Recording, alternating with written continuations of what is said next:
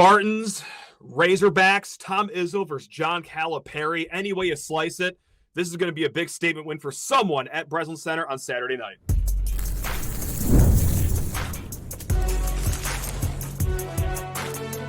You are Locked On College Crossover, part of the Locked On Podcast Network. Your team every day. Spartan friends, Spartan family, and also We Pig Suey Nation. That's right. It is another crossover episode here at Locked On Spartans, Locked On Razorbacks, because yes, John Nabors, we are both taking a brief little interruption from both of our awesome football seasons to talk about that beautiful sport they call basketball. That's right. It is going to be a great showcase game on Fox Saturday night. Top 25 matchup between my Spartans, your Razorbacks, and John, I'll speak for all of Michigan State fans right now. A game like this on the basketball court comes at a great time. How about you guys over there in Fayetteville? Nothing can just be a more delightful sight than this right now, right? Well, yeah, it's nice to see a product that people can be excited about and feel good about. And I don't know. Does Michigan State have a bye week this week? Or are they playing? They do. This is a perfect time for a basketball game like this. Yes. Okay, because Arkansas has a bye week in football this week, so it really worked out nicely. But you're right. Football's been tough, but at least the coaching search on the football side of things is keeping it somewhat interesting. But there's no doubt that basketball has arrived and so early in the season, but the expectations are high. The team so far has looked really strong for Arkansas. You have a Hall of Fame coach in John Calipari, which is still mind-blowing to me at Arkansas. But yeah, it's hard not to get pumped up and excited, especially playing a big-time team like Michigan State. They're in their home arena. It's going to be an incredible matchup. There's no question about it. And look, just a quick tale of the tape. Michigan State obviously 1-0. You know, we beat Colgate. Kind of a tight first half and then pulled away in the second half here. But there's this Arkansas team coming to town who you guys beat Southern by roughly 1 billion points, if I check the box score correctly. And look, point blank, we'll get into what we're still looking for both of our teams later on. But right off the top, what is the one thing that you are sure about with this Arkansas team? What is the strength in the Razorbacks here?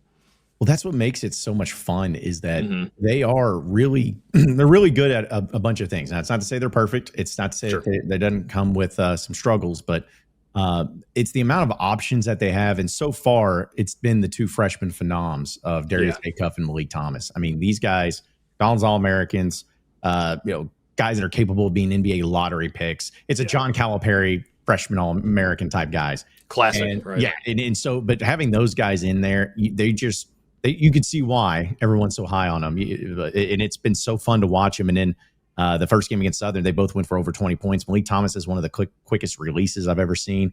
You can shoot anywhere on the court. And Acuff is just a very strong, settled in, just big player at that guard position. You throw in the retention that Arkansas has had from a year ago. They added some couple big men. I mean, they got all the pieces, and it's just a matter of can they put it all together. But it's nice to kind of see them have options instead of just, man, well, hopefully this one guy scores a bunch tonight or else we don't have a chance. They got plenty of dudes on this team. That's one strength that I'm looking forward to in this individual matchup, too, for Spartans versus Razorbacks. Is the one thing that we're pretty sure about is that Jeremy Fears is going to be one of the better guards, point guards specifically, in the Big Ten. He's here for a third year, second year by eligibility because of an incident that happened in his freshman year. But he gets a medical red shirt. Any way you slice it. He came in here, McDonald's All-American, and now he is maturing into this third-year player. This is going to be a fascinating one because, just like you said, Acuff, day one baller. Like, there ain't much of an unloading ramp for him to get started in college. He already looks the part right now. So, who's going to win this matchup? Is it going to be the older, more experienced Jeremy Fears? Will it be Acuff, the top 10 recruit coming out of high school? Like, that is the one individual matchup I just cannot wait for. Now, if I can talk about a matchup I'm a little nervous for, John, it is the two front courts. And that's where a lot of experience comes from on the Michigan State side of things. If you want to call Cohen Carr front court player, by all means, go ahead. But I'm talking more specifically Jackson Kohler, Carson Cooper, two guys that have been here, which now seems like 9 years at this point. Defensively, there's some games they hold their own. There's some games they look really good. And then there's some games where, well, if you ask Tom Izzo, last game, that didn't look too great. Now I'm looking at Arkansas over there, and my God, are you guys tall? You guys had 3 guys, 6'10" or taller, each played double-digit minutes last game. John, I'm scared of that front court. Should I be scared of your tall players over there that are coming up. You should be maybe scared of their upside and their potential, but it's still a matter of figuring it out, because two of the guys with Nick Pringle and Meleek are transfers, from one from Florida State, one from South Carolina, but they're experienced. In fact, fun little stat here that Nick Pringle is the second oldest player to ever don a Razorback basketball uniform ever. Wow. So, yeah, he's basically a dude. A man, okay. and they got all the physicality, because that was one thing that Arkansas struggled with last year, and what cost them essentially in the Texas Tech game in the Sweet 16 when they blew that big lead was they have big physical guys to get rebounds. They addressed that this year, and so with those two guys, and then throwing in Trevon Brazile, which he's been here a long time. I'm a huge Brazile fan. He is so tall, but he's so athletic. I mean, the guy can hit threes, but he can also dunk on you and posterize you. He's got all the pieces. Had a great game this last game. So all the pieces are there. It's just a matter of the complementary pieces of those guards, because if they get going, it's going to open up them. It's all complementary thing. But they're definitely some experienced guys, because all of them down low are 4 or 5 year players in college basketball, which is always helpful. Biggest concern for you guys going into this game, because I certainly have one. Locked On Spartans fans know the issue, and I'll talk about it here in a little bit, but I want to grill you first on this. What's going to give Michigan State fans just like a nice little twinkle in their eye as they're funneling into Breslin Center about to watch this game? Well, the 3-point shooting defense, or 3-point defense, was really rough. Okay. I like that. All right, good. That was what Cal was very upset by. He even made the very snarky remark in his press conference saying, hey, did you think maybe if you get closer to the guy when he's shooting a three, you may have a better chance of playing defense against him? Like, very, very snarky, and that is problematic. Inside, as I know, is Southern, but inside, Southern couldn't do anything at all. They could hit some threes, and that's kind of been my concern, at least in the early going, is the 3-point defense. But also, this is going to be the most physical team. I mean, this game has only been 2 exhibition games in the regular season, but most physical game on the road. How are you going to handle the physicality? You're going to lose your cool. You're going to handle it.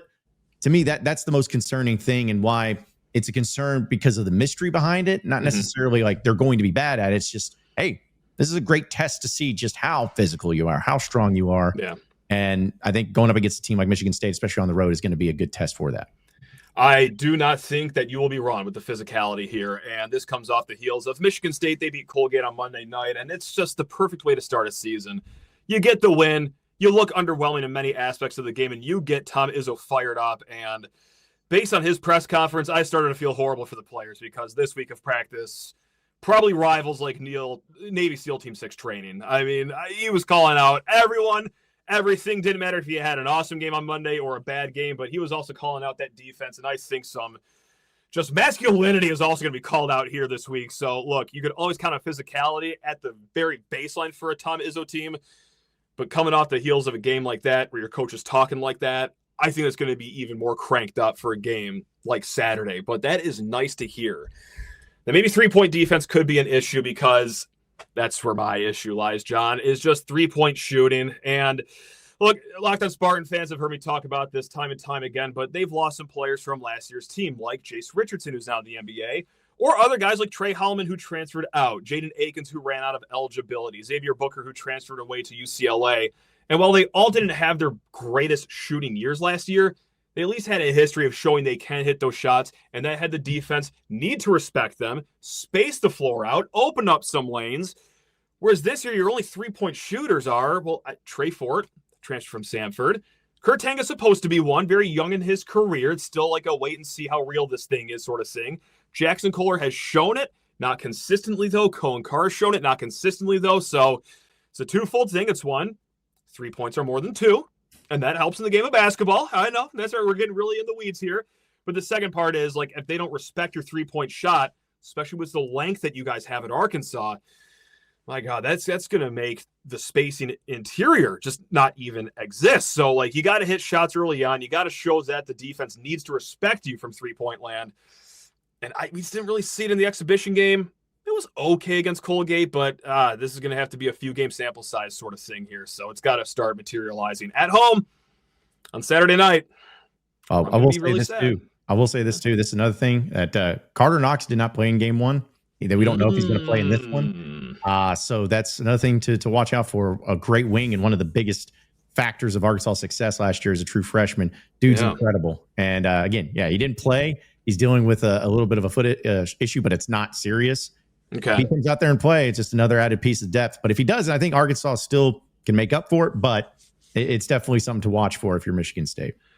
We'll talk X Factor at the other side of this break and a few other keys to this game. And maybe, hey, even the football coaching search conversation pops up here because we might be having one of those here in East Lansing. We also might not. Who's to say? But first, guys, you need to talk your ears off about DoorDash. It is almost the weekend, so it's time to look back and crown this week's MVP on Who Delivered, powered by DoorDash.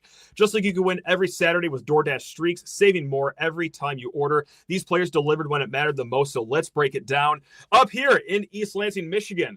Yes, it was another loss, but hey, Alessio Milivojevic, the longtime backup quarterback, he got his first start over the weekend. More than 300 yards, 1 touchdown, should have been 2, maybe 3, but he looks the part. John, how about down there? Who delivered for Arkansas? Isn't this a fun segment for our shows? Like, this is great. Yeah, this is great. I'm gonna go with who delivered. Who delivered was John Tyson, the Chicken Man himself, the big donor, because he's getting involved in the coaching search. He's the one that got John Calipari at Arkansas, and he's gonna make something happen. So I'm gonna give it out to the Chicken Man himself, John Tyson. You got any more money laying around by any chance? You'll connect me to John Tyson after this. Anyway, guys, just like Mr. Tyson, just like Mr. Milivojevic delivered for the Razorbacks and the Spartans, DoorDash delivers your Saturdays, and with DoorDash Streaks, you save every Saturday you order. Stack it up all season, and you can save up to $250, including $100 in DoorDash credits. Order this Saturday. Keep the streak alive. Feel your game day only with DoorDash. Terms apply. Promo period goes not much longer through November 18th. It might not feel like it just yet, but yeah, the holiday season is pretty much here, especially when it comes to, well, shopping for your loved ones, your family, your friends, or maybe even yourself, guys. And when you do that, stop by Alumni Hall because they have the largest selection of officially licensed gear from all the top brands you're looking for your Michigan State apparel. We're talking Nike, Columbia, Champion, Yeti, New Era, so much more. They have apparel for the entire family, from kids to adults, plus a huge selection of hats, gifts, and all the tailgating gear you can need to make your setup the best in the lots this season, next season, really any season that you could pick, guys. And they really take care of the Spartan community. Michigan State students, faculty, as well as military and all first responders, you get 10% off with a valid ID in the store. And on top of all that, follow Alumni Hall on social media, download the Alumni Hall app because you're going to find even more special offers and deals there.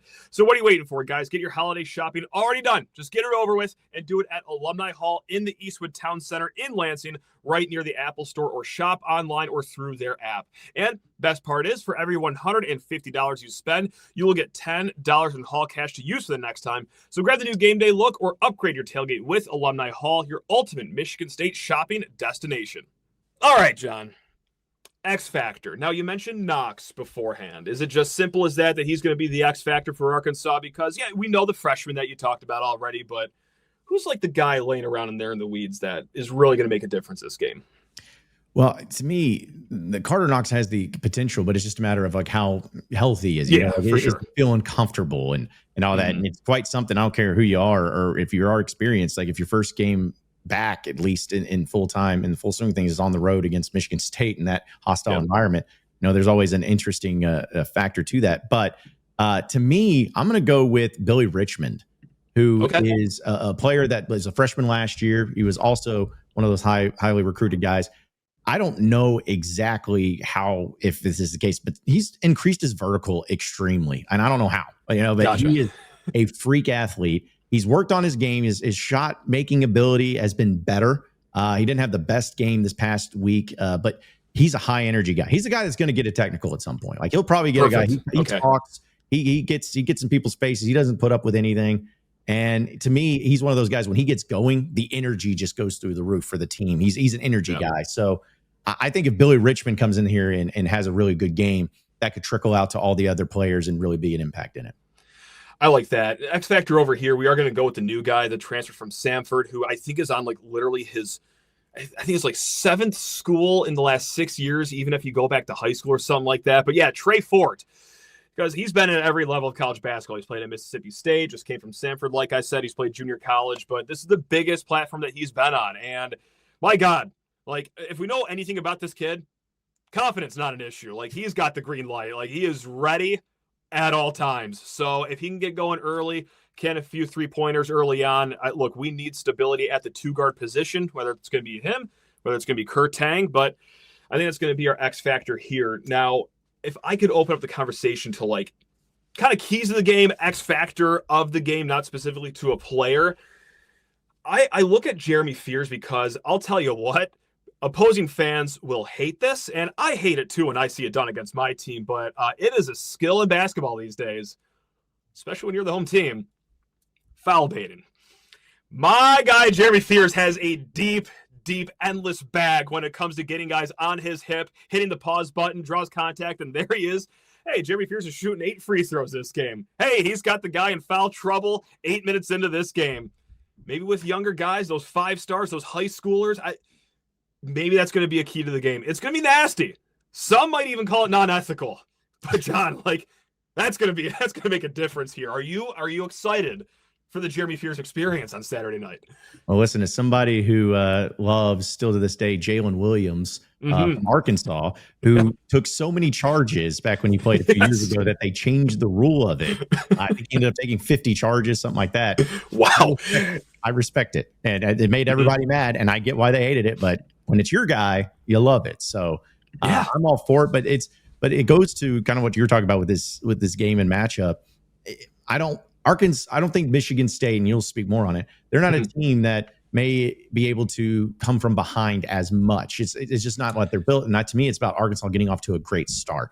Because on the opposite side, Michigan State also is not the type of team that if they get up by 12, 14 points with 10 minutes left in the first half, that it's going to take a grind to get back on that. So to me, for Arkansas, it's about your start. You cannot get down big. They got down big to Memphis in the exhibition.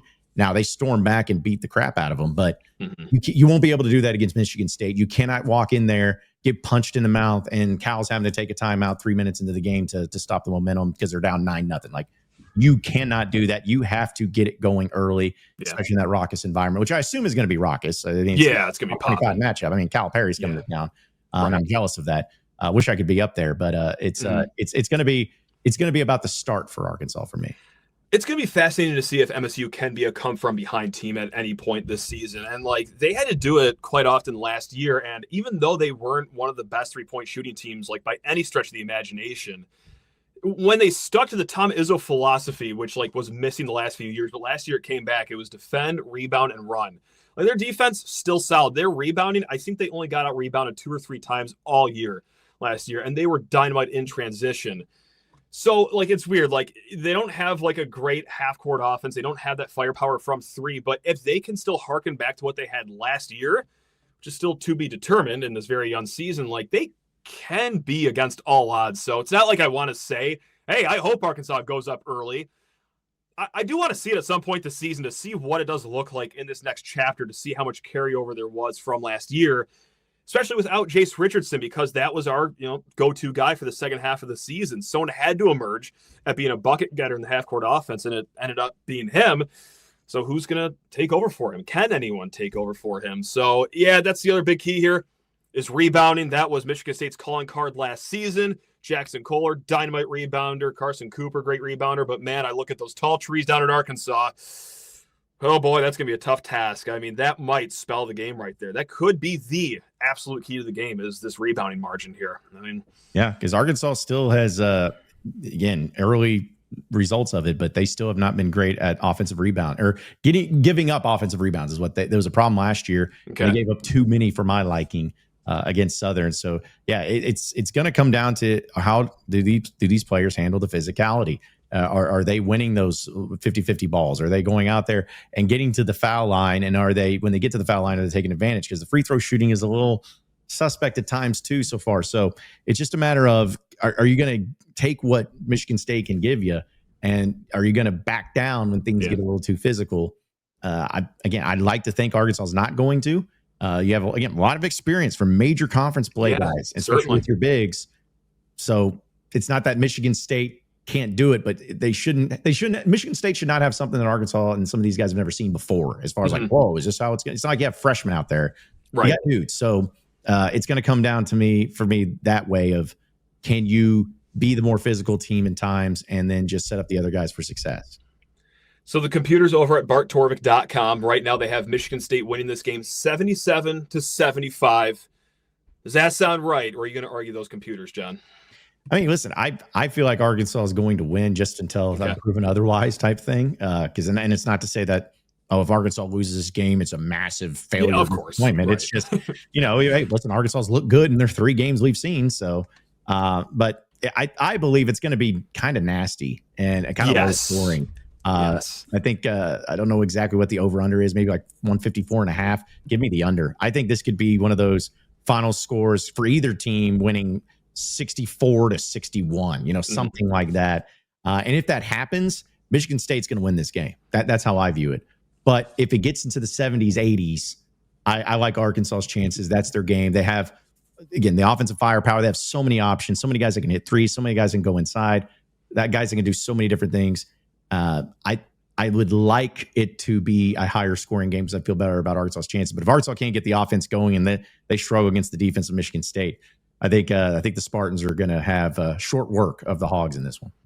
You took all the words out of my mouth. Like, I think it's going to be a low-scoring kind of grimy game. I think that would really benefit Michigan State. And that's not to say, they can't score. But between the two teams, I'm going to side with Arkansas here. So, yeah, let's just get back to, like, mid-2000s level Big Ten basketball. Blood all over the court. No fouls being called. Like, let's do this old-fashioned Big Ten style. So I think MSU pulls away with the win here. I don't anticipate a blowout by any stretch of the imagination. I do think it'll come down to, 1 or 2 possessions here. So we'll see here, John. Do you mind if I just pepper you with a quick football question here in a hot second after I talked about Supply House to these people? Yeah, I reckon we can do that. Yeah, why not? Tis the season for both of our programs here. First, guys, need to talk everyone's ear off about Supply House. When the opening whistle blows on a new repair, get your crew moving forward with Supply House. Order today and see parts on your doorstep tomorrow. Over 280,000 plumbing, HVAC, and electrical items from the most trusted brands in the business. Their real-time inventory and honest lead times keep you from punting projects, while our industry-leading customer service always has your blind side covered. Need parts fast for a project? Well, there it is, Supply House. They have the next day delivery. Talk about a game changer. And the part finder tool and 3D schematics can save you hours on jobs where every detail matters. Join the free Trademaster program today and score serious perks like priority shipping, lower prices, and a dedicated support line.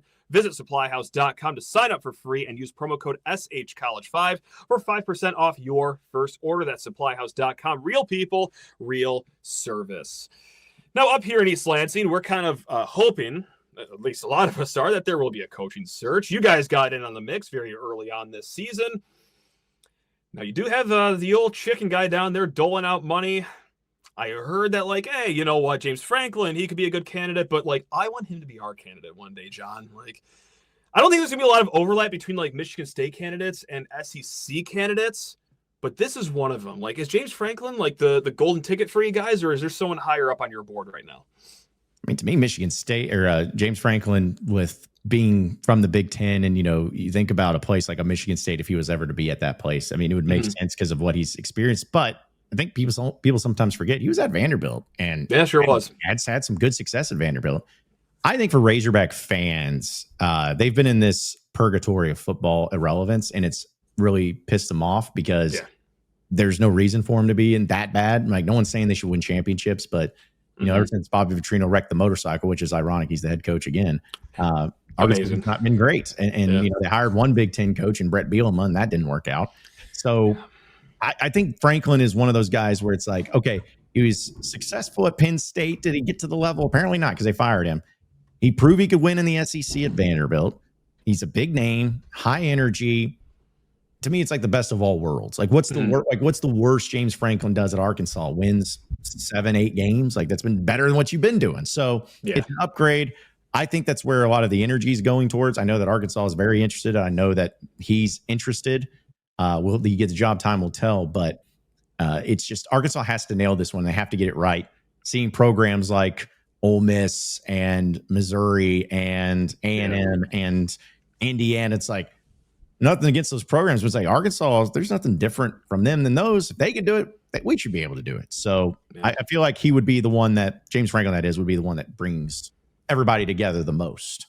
So is that like the top guy then, James Franklin, in your opinion? Yeah, cool, awesome. Well, shoot, that's a bummer. I don't know. Maybe we could do like a swap. Like he coaches half the season for you guys, half the season for us. I mean, I don't know. Hey, I'm going to be honest. I had to look up y'all's coach's name. I could not even know who. I did not even. So know do some who of our fans on some Saturdays. That's how very rarely he's seen on camera because he just look lifeless on the sidelines. You could tell. I love how things are going up here.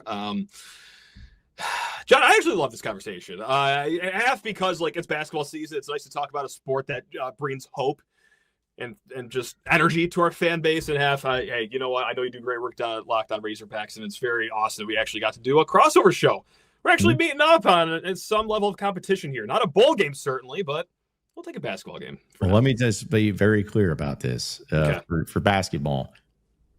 Tom Izzo, you better not retire after this season. I'm going to be livid beyond belief. Because you have to come down to Bud Walton next year in Arkansas. Yes. And I'm going to be ticked off if maybe you got a son that you like. That's the thing these days. Just let your son take over as the head coach. Yes, right. If it happens at Michigan State or some crap like that, we don't get to see Tom Izzo here in Fayetteville and Bud Walton. I'm going to be livid. So give us one more year at least. I don't know if he's even thinking about retiring or anything like that, but give us one more year so we get to see this because I wish I could be up there. I really do because I love going to basketball opposing places, and Michigan State was the Izzone, all of that. Such a cool thing. Yeah, I hate I can't go, but I'm glad we're doing home and homes for these and not just the neutral side ones. It's great. 1,000% agree. I don't think Tom Izzo is going to be slowing down anytime soon, especially with this recruiting class that he's building. I mean, I don't know what pumps through that man's heart, but it's more high octane than blood. Like this man's just got no sign of slowing down, so he will be at Arkansas next year. You can rest assured. Let me ask you just a real quick question. Yeah. I'm curious of your thoughts. There's a lot of similarities about Izzo and Cal, kind of like if you look at their, both only have one championship, bunch of Final Four. Sure. Do you feel Tom Izzo is a better coach than John Calipari? Just out of curiosity. Oh, that's a good one. That's going to upset some people because, I'll be a homer. Of course I will. Yeah. But man, that's a good definition. Like, how do you define what a really good coach is? Because on one hand, like Calipari, like, yes, one national title, he's fallen short with a lot of loaded rosters. But on the other hand, he's getting these loaded rosters because he is such a good coach.